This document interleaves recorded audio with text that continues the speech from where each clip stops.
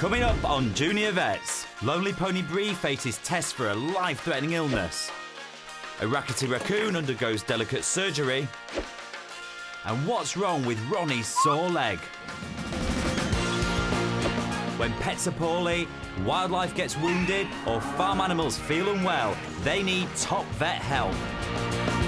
The really lucky ones come here, to Edinburgh University's amazing super high-tech vet school.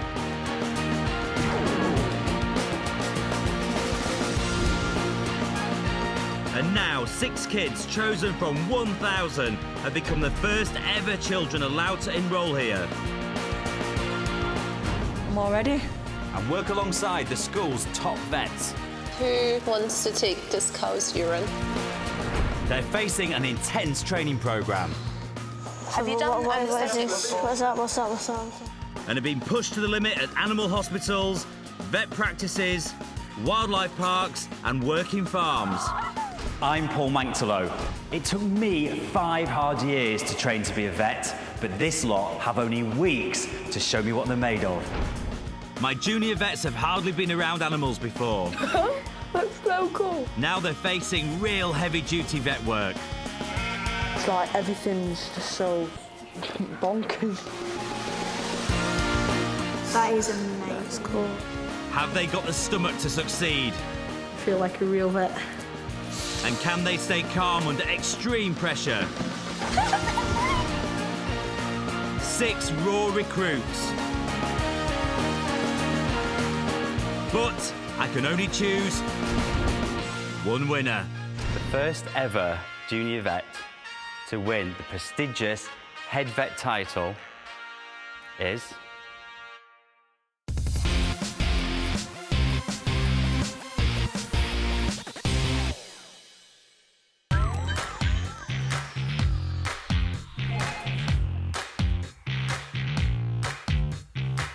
I'm in the heart of the vet school hospital, where top vets of the future are training to save animals' lives.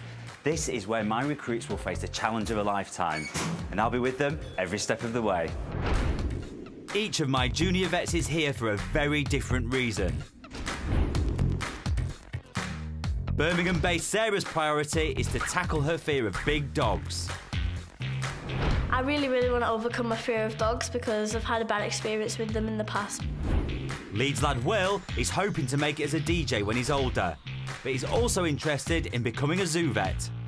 Amazing opportunity to have because not everybody gets to see what they could be doing in the future. There's no pets allowed at Anne Blessed's home in London, so she's looking forward to getting close-up contact with all kinds of creatures. The closest I've ever got to animals is if I go to someone's house and they've got a pet.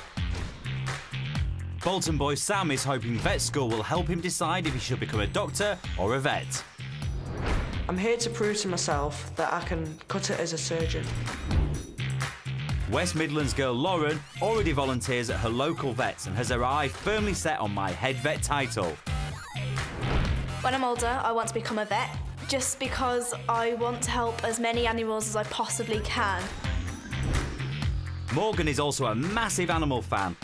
But can the West Yorkshire lad prove to Mum he's responsible enough to have a pet of his own? I'm not allowed a pet at home, but hopefully this will change everything.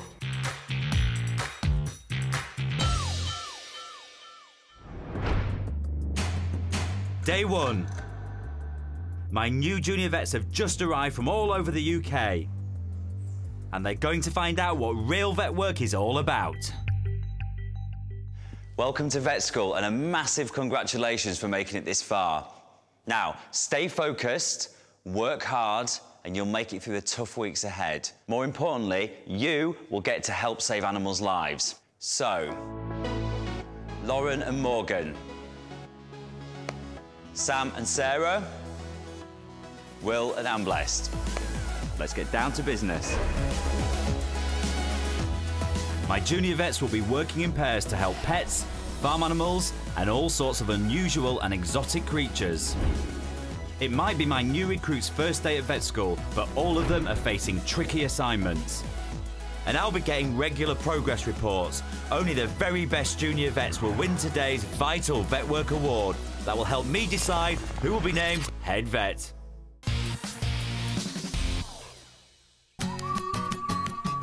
Tower Farm Riding Stables is home to 65 horses and ponies who all work and live happily together. New recruit Brie has just arrived here, but at the moment, she's all on her own. Brie has been kept apart from the other ponies in case she has a highly infectious disease called strangles. New junior vets Sam and Sarah are teaming up with horse expert and equine vet Matt Hanks to carry out Brie's test. First up, we get into protective clothing so we don't spread diseases around the riding school. But I feel like a marshmallow. Snowman, like an astronaut.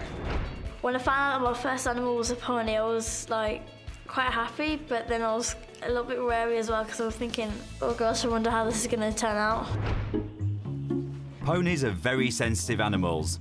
Brie keeps a close eye on all of us, and a slightly nervous Sarah keeps a close eye on Brie. This is Brie, okay, she's a little 4-year-old Highland pony.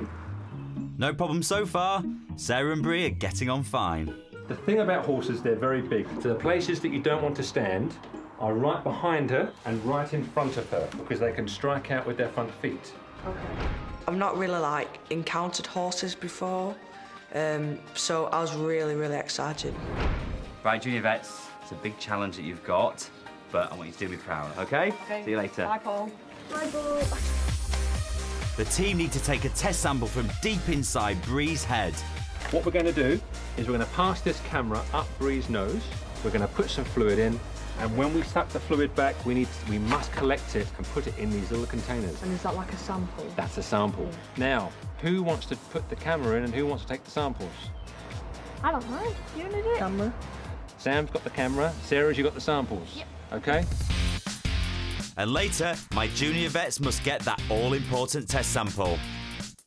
I think we're quite nervous at the moment, but I hope it all works out for us. Yeah. Sarah, you've got a job to do here. Come on, junior vet. You can do this. For their first vital vet work assignment, Will and Anne Bless have been called to Five Sisters Zoo in West Lothian. Don't look at me like that. And it's the resident raccoons that need help today. This furry family has a number of feisty young males who are causing problems for the zoo staff. My junior vets have teamed up with exotic animal vet Kevin to sort them out. We've got some young males within the group, and as they get older, the raccoons might start fighting, or we might have breeding, which we want to prevent. So the young boys have got to be neutered. Neutering one of the males is a good way to keep the peace and prevent unwanted babies crowding out the raccoon pen. It's a simple enough operation. The hard bit will be getting their hands on one of the troublesome males. And that job has been handed to our junior vets. Zookeeper Lynn gives them a last-minute briefing. You know, it's going to be really quick, it's going to be really fast, it could be quite dangerous as well, and obviously the raccoon's going to be scared, he's going to be stressed, so he is going to try and bite us. And a bite from those 40 razor-sharp teeth could be very serious. If I say, you know, I need you to move over there, I need you to move over there, you've got to do it for me, all right? You've got to get there as quick as you can. But apart from that, we should be fine. I say just listen to the instructions when you're in there, and we should be good to go. The team gets straight to work with nets and poles and begin edging the raccoons towards a corner of the enclosure, making it easier to target one of the jumpy males. So maybe try and get this one up here. It was really cool to be with an animal that's not you don't usually see around England because they come from America, don't they? And it was quite scary, but it was good. Safely capturing animals is a vital skill for anyone who wants to work with wild creatures. Right, guys, if you can put a net up that side and bring them back this way for me. Impressive work. Will and Blessed have helped send one straight into Lynn's net. Right, we've got a raccoon, Kevin. But is it a male? So how do you tell if it's a female or male? Just have a look at the back end and see. Excellent question, Anne Blessed. There's only one way to find out. No. But checking this out is something the raccoon is not too keen on. The raccoons might look little and cute, but they're actually quite aggressive. Result. The team have captured a young male called Cyril. Got your adrenaline pumping now? Yeah. And later, they face up to their first ever surgery. So the plan is You're going to be monitoring his anaesthetic. Will, you're going to be joining me and actually doing the surgery with me.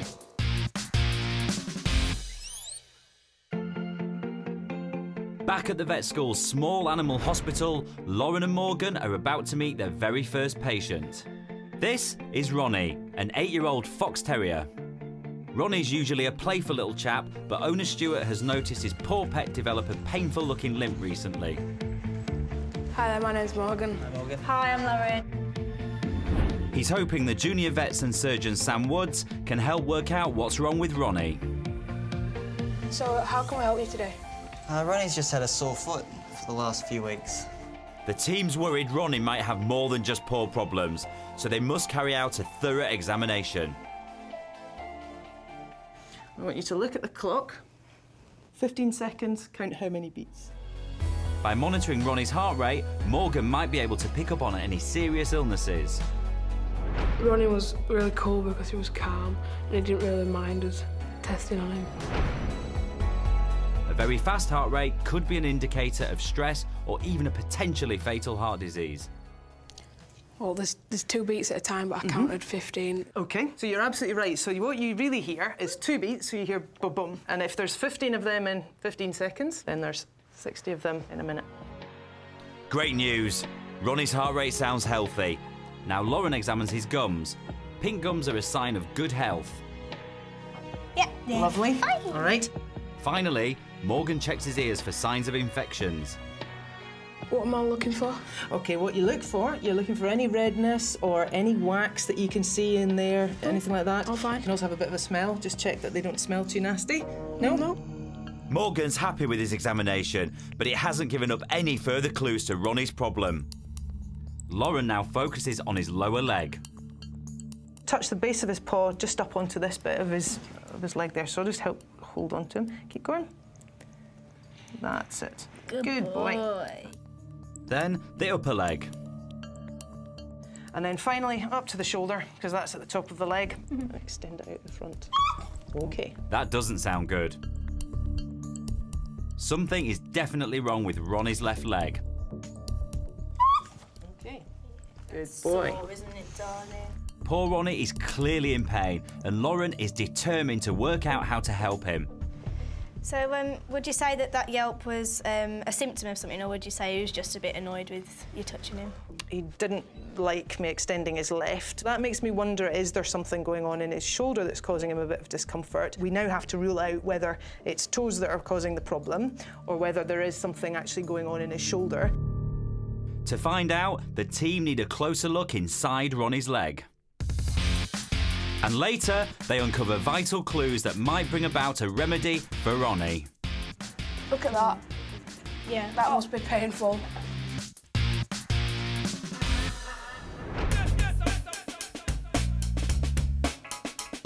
Every one of my junior vets are working with animals that need their help, and I'm getting regular updates on their progress.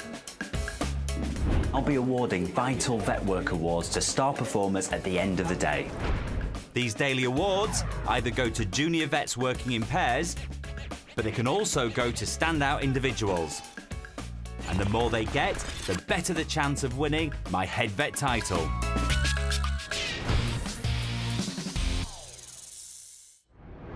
Will and Anne Blessed are at a zoo in West Lothian. They've captured a male raccoon called Cyril, who needs an operation that will help calm him down and stop unwanted babies overcrowding the enclosure. Vet Kevin quickly sets the junior vets to work. Anne Blessed has to manage the anaesthetic, a drug that will keep Cyril safely unconscious during his op. 120. I had to take its heartbeat, its respiration rate and its temperature occasionally, but it was harder because it was really warm in there. This is a big responsibility for my new junior vet. Any mistakes could result in her missing a sign that something is wrong. 440. Will is assisting Kevin with the op, which means he must scrub in. So now you can start scrubbing that. It's a critical job for every surgeon. Even the smallest amount of dirt could cause an infection and endanger Cyril's life. I've never been in an operation before, so it sort of gave me the real-life sense of being a vet. This is Will and Anne Blessed's first ever experience of surgery. It's a huge challenge, so I'm going to lend them a hand. Are you happy with his condition under anaesthetic? Can you tell me what's going on? Yeah, he's doing quite well. So he has around 120 heartbeats a minute, which is good. What happens if his heart rate goes up? That means he might be starting to wake up. Right, OK. That's important, isn't it? Because Yeah. you really don't want him to wake up during anaesthetic, do you? No. And also, you don't want him to go too far into the anaesthetic either. Yeah. So you're doing a really important job. I'm blessed has Cyril's vital signs under control. Is the Raccoon stable and Yeah. doing well? Yeah. And gives the go-ahead for Kevin and Will to start the neutering op. OK, then we're going to start. The team are removing Cyril's reproductive organs so he can't have any more unwanted babies. We're going to put clamps on here, and that's where we're going to place our ligatures. That will stop it from constantly bleeding? That'll stop it from bleeding from here out. It's a tense procedure. Ambless needs to stay focused on counting Cyril's heart and breathing rates. So we're going to place one clamp here. It's a bit gory, but Will needs to keep his focus. We need another clamp, same style clamp again, or one of the clamps, that'll be fine. It was the first time I'd actually been in an operating theatre, and I wasn't sure if it was going to make it and what the outcome would be. So if we have one of the lengths of suture material. Cyril has been successfully neutered, so Kevin stitches him up. We've finished surgery, guys. Ambless has to do a few last checks on heart rate and temperature. So what have you done? 37.6. That's fine. Before Cyril is given an injection to wake him up. And he should start recovering now within about 10 minutes. That was a solid first-time performance from both of my junior vets today. I didn't want to get it wrong so that the animal could be in danger of its life. You never know how someone who's never been exposed to that before is going to react.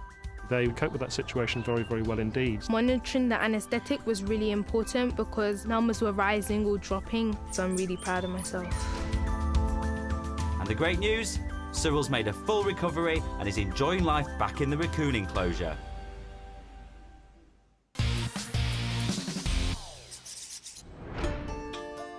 Back at the small animal hospital, Lauren and Morgan are investigating Ronnie the Fox Terrier's painful-looking limp.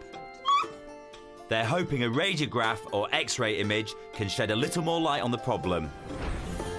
Do you want to pop him up onto the table for me? This won't hurt Ronnie, but he'll need a mild sedative to settle him down and keep him nice and still. Will he be fully unconscious? He won't. We're just giving a sedation. It's not a full anaesthetic, so he'll still be able to hear things, but he's going to be much more sedate than he would be. So his muscles will all go weak now. Ronnie's clearly nervous. The junior vets do their best to calm him. It's all right, matey. It's all right, sweetie. It's okay. Lauren helped Ronnie keep calm, so when we was testing on him and seeing what were wrong, that he wouldn't move or jump. That's perfect. Ronnie is positioned for his X-ray. We want it absolutely side on, so if you can have a look at that and see if you think it's straight. Yeah. Exposure to X-ray radiation can be harmful, especially to young people, so our junior vets leave the room. Isn't the dog's going to be okay? Hopefully. Within seconds, there's an image ready to be examined that might help solve the mystery of Ronnie's painful leg. And we'll pop across the corridor and develop it. Lovely. Cool. Oh, that is so cool. But it's not wannabe vet Lauren who's the first to identify a possible problem.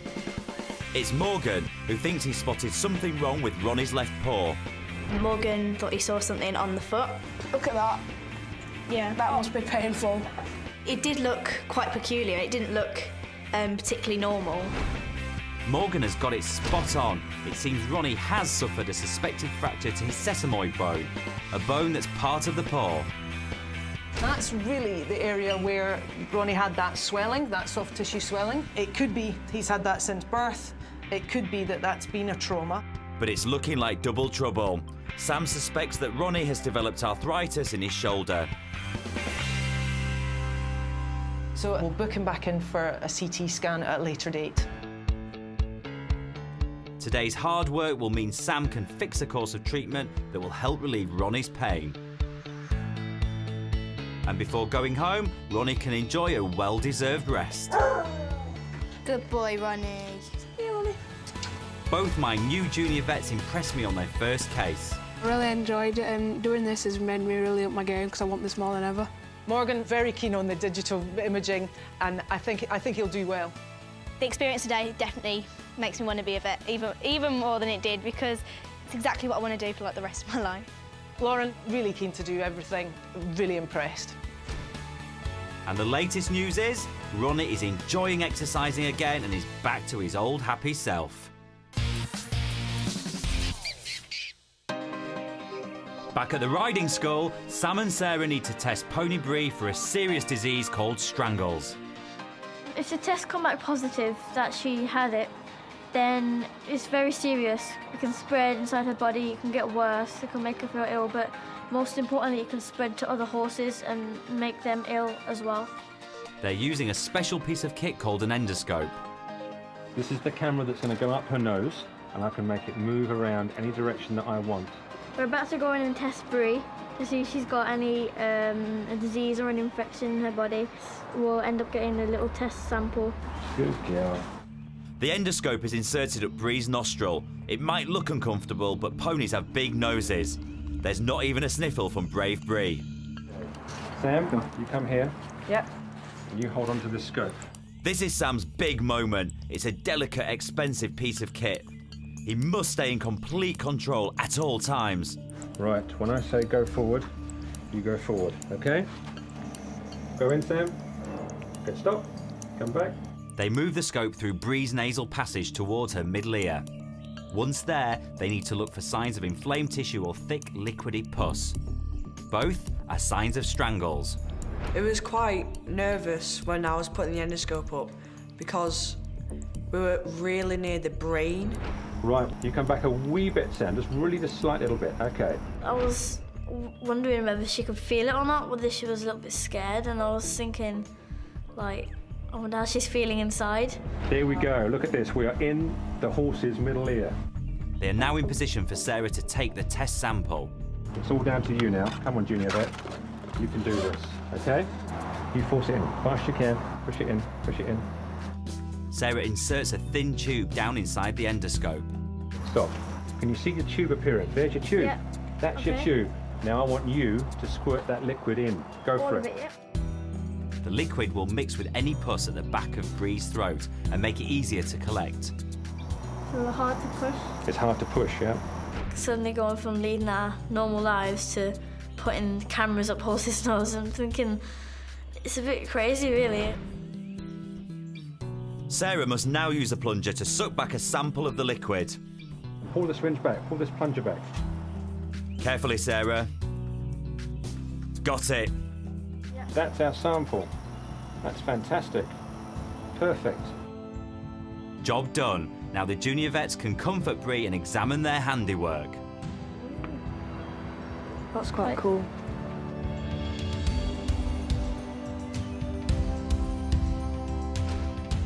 That was real hands-on work from my new junior vets, Sarah and Sam. Sam handled that endoscope like a professional. He followed my instructions very, very carefully. I'm really impressed with Sam. It was a great fun experience. I had a really good time, and hopefully when I'm older I'll be doing it a lot more. Sarah did really well. She put the fluid in quickly and efficiently, which is important. We don't have much time. For someone at my age to be able to do that kind of a thing is just absolutely amazing. And I think I'll probably remember this for the rest of my life.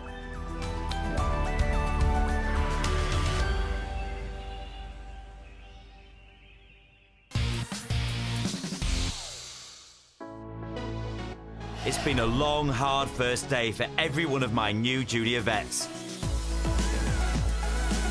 But who will earn the first Vital Vet Work Award? It's time for me to make my decision. I need to pick out today's top performers, and it's not going to be easy. Will and Ambless got stuck in with an unusual first vet job, dealing with Cyril the feisty raccoon. They didn't back out of the challenge and concentrated throughout their first ever surgery. Lauren and Morgan proved themselves as top vet detectives in the making as they went searching for clues to help Surgeon Sam mend Ronnie's mysterious leg injury. But Sarah and Sam were outstanding. They kept their nerve and got that difficult test sample from Brie's nasal passage. It's been a very tough decision to make on day one of vet school. It's the end of your first full working day at vet school, and what a tough day. But there was one team that stood out above the rest, and that team was...